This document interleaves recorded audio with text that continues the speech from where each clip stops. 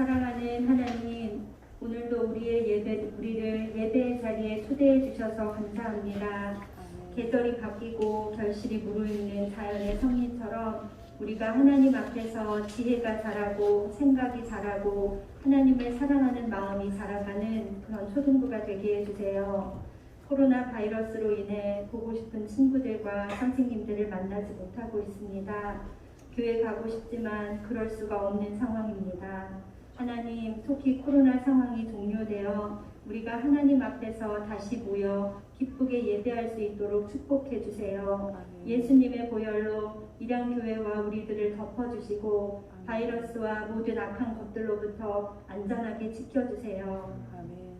이 시간 예배하는 우리에게 하나님께서 약속하신 성령을 부어주시고 하나님 말씀을 들을 때 그 말씀을 깨닫고 이해하고 믿음으로 취하여 하나님의 사람으로 거룩하고 지혜롭게 살아가는 어린이가 되게 해주세요. 말씀을 전하시는 목사님에게 성령 충만한 능력과 지혜를 주시고 하나님의 말씀이 능력 있게 선포되게 하여 주시고 우리의 믿음이 견고히 자라게 해주세요. 예수님의 이름으로 기도드립니다. 아멘.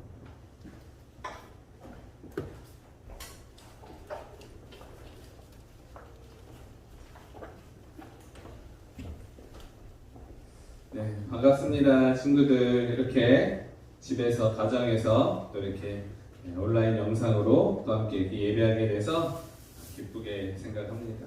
오늘도 우리에게 포기할 수 없는 그 예배, 또 하나님의 말씀, 오늘도 사모하는 저희 모든 친구들 되었으면 좋겠습니다. 우리 지금 함께 말씀 보겠습니다. 오늘 하나님의 말씀은 디모데후서 15절에서 17절까지 말씀입니다.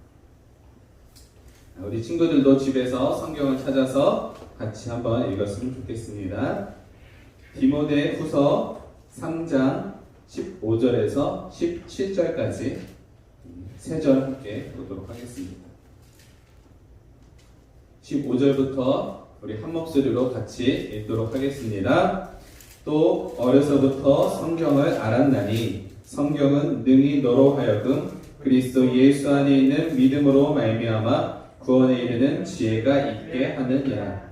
모든 성경은 하나님의 감동으로 된 것으로 교훈과 책망과 바르게 함과 의로 교육하기에 유익하니 이는 하나님의 사람으로 온전하게 하며 모든 선한 일을 행할 능력을 갖추게 하려 합니다. 아멘. 제가 이해하기 쉽게 쉬운 성경으로 다시 한번 읽어드릴게요. 잘 들어보세요. 그대는 어려서부터 성경을 알았는데 이 성경은 그대를 지혜롭게 하여 그리스도 예수를 믿는 믿음을 통해 구원을 얻게 하였습니다. 모든 성경 말씀은 하나님께서 감동을 주셔서 기록되었기 때문에 진리를 가르쳐주며 삶 가운데 무엇이 잘못되었는지 알게 해줍니다.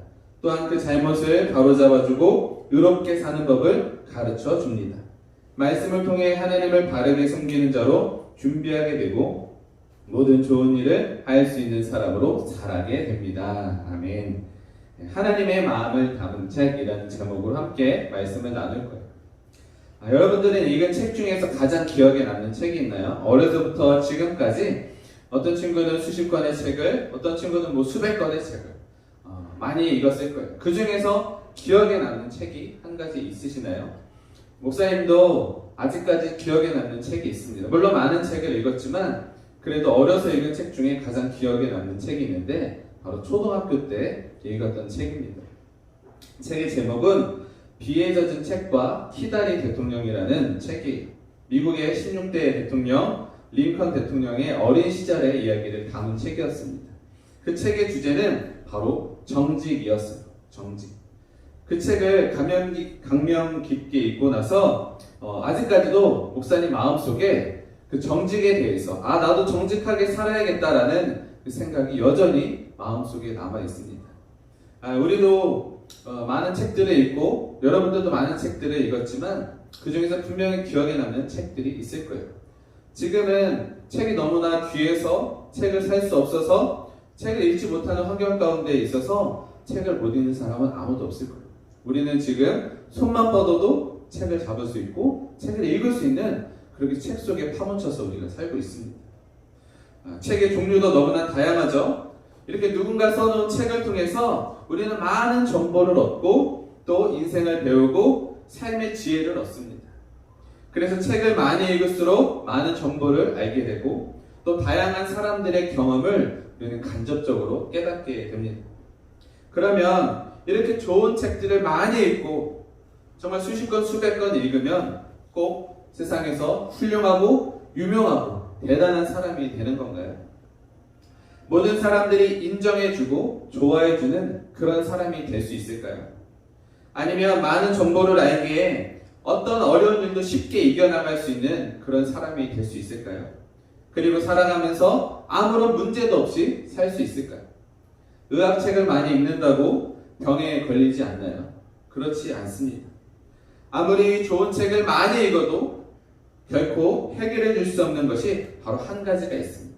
그것은 바로 우리 사람의 죽음이에요. 죽음을 막을 수 있는 책, 아니 세상의 어떤 것도 어떤 방법도 사람의 죽음은 해결해 줄 수가 없습니다. 세상에서 제일 뛰어난 운동선수도, 세상에서 제일 돈 많은 부자도, 세상에서 제일 똑똑한 사람도 결국에는 이 사람의 죽음을 피할 수가 없다는 거예요. 그래서 오늘 이 성경은 우리에게 무엇을 말하고 있는지 우리 세 가지로 함께 살펴보려고 합니다. 첫 번째, 성경은 우리에게 구원을 주는 책이라 말하고 있습니다. 여러분, 사람은 왜 죽어야만 하나요? 왜 사람은 죽을 수밖에 없을까요? 사람은 왜 병에 걸리고 서로 미워하고 싸우고 슬퍼하고 아파하고 상처를 주면서 살아가고 있는 걸까요? 이것은 바로 죄라는 치명적인 질병에 우리가 걸려있는 상태이기 때문입니다. 여러분, 어떤 질병에 걸리면 그에 따르는 증상이 나타나게 되어 있어요. 우리가 쉽게 감기에 걸리게 되면 어떤 증상이 나타나죠? 열이 나기도 하고 춥기도 하고 기침이 나기도 합니다. 또 식중독에 걸리면 어떻게 되죠? 배탈이 나기도 하고 구토를 하게 되는 그런 질병에 관한 여러 가지 증상들이 나타나게 됩니다. 또 암이라는 질병에 걸리게 되면 또 그 암에 따른 여러 가지 증상이 몸에 나타나게 돼 있어요. 죄도 마찬가지입니다.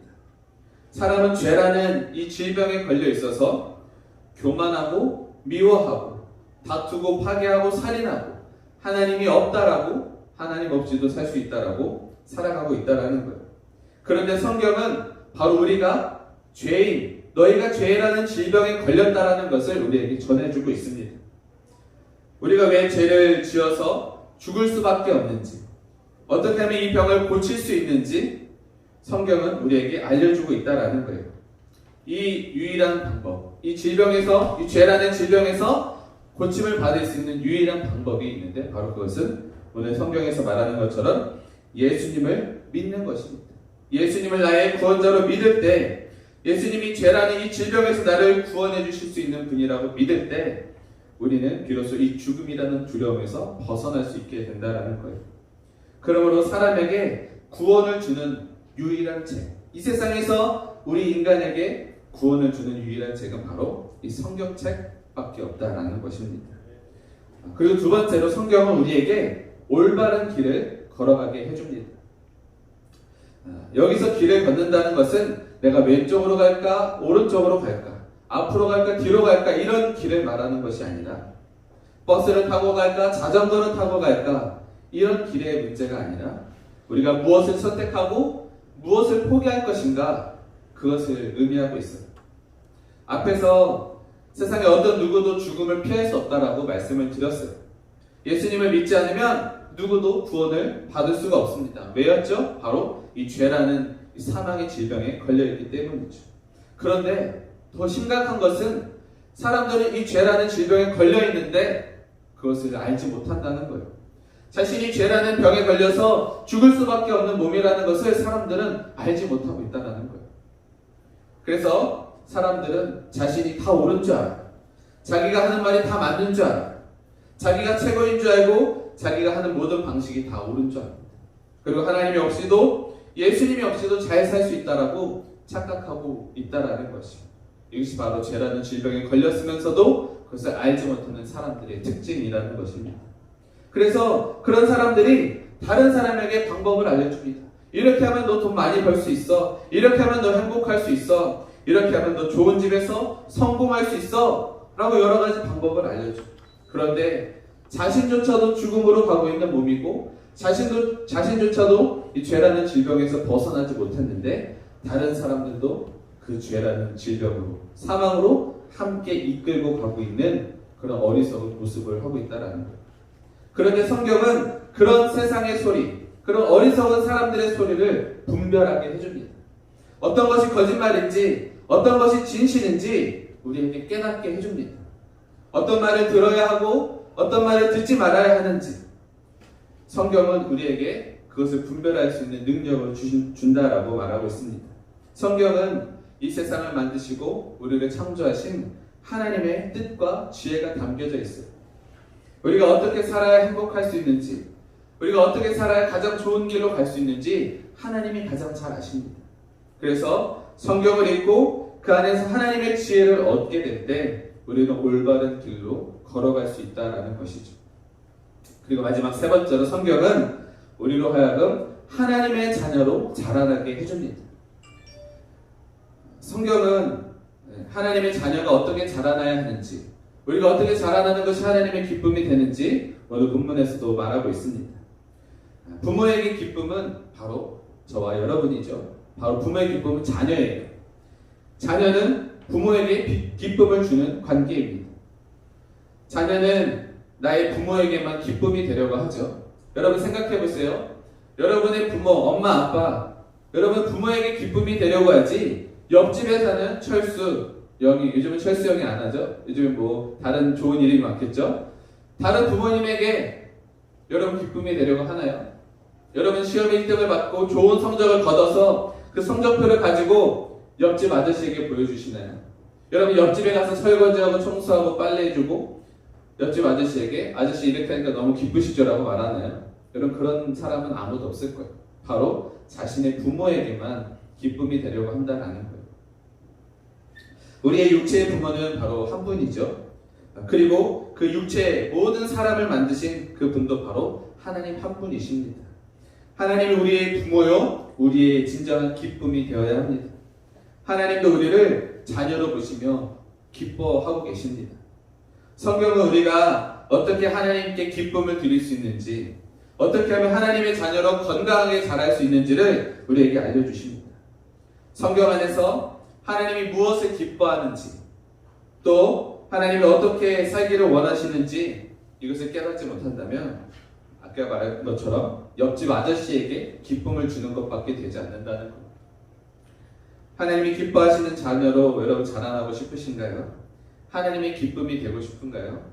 성경을 읽고 하나님이 무엇을 기뻐하시는지 알아가시길 바랍니다. 성경은 우리에게 구원을 주는 책이에요. 그리고 또 성경은 우리를 올바른 길로 가게 해줍니다. 또 성경은 우리로 하나님의 자녀로 자라나게 해줍니다. 그 모든 하나님의 마음, 우리를 향하신 하나님의 뜻과 사랑의 그 마음이 바로 성경 안에 담겨져 있습니다.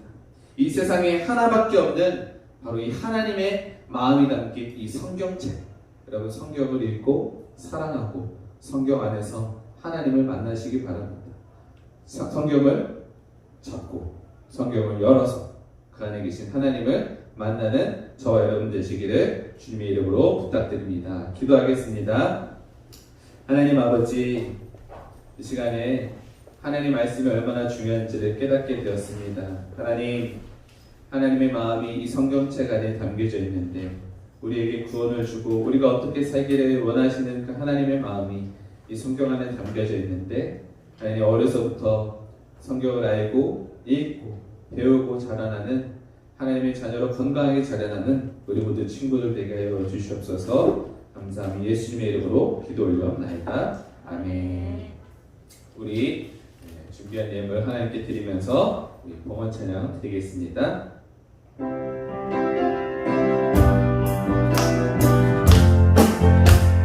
내게 있는 모든 것을 내게 있는 모든 것을 아낌없이 드리네. 세상 모든 것과 변해도 변하지 않는 주의 사랑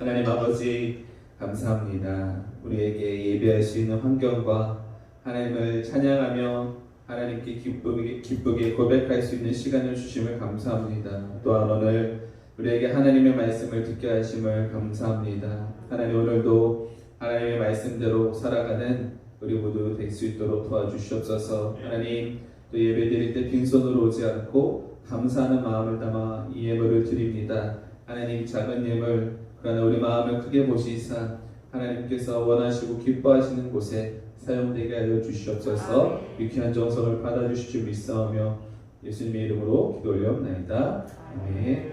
이제는 주 예수 그리스도의 은혜와 하나님 아버지의 사랑과 성령의 교통하심이 이곳에 모인 모든 성도와 또 가정에서 예배드리고 있는 모든 우리 초등부 친구들의 삶과 가정과 또 학업과 모든 것들을 위해 지금부터 영원히 함께 하시기를 간절히 축원하옵나이다. 아멘.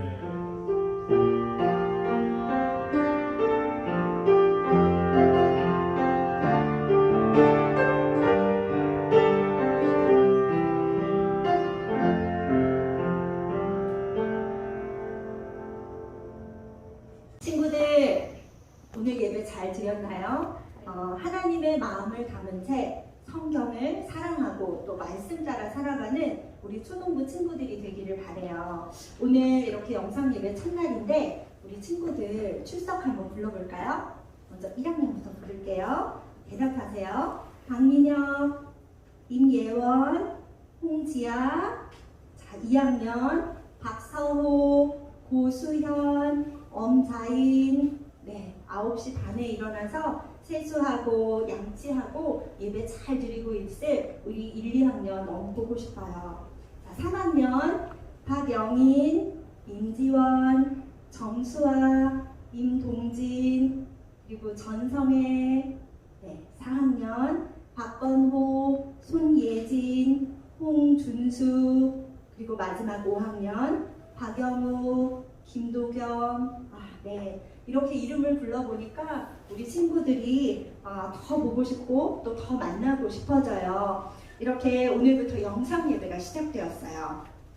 영상으로지만 우리 예배 잘 드리다가 건강하게 다시 만나요. 자, 선생님들이 우리 친구들을 위해 기도할게요. 여러분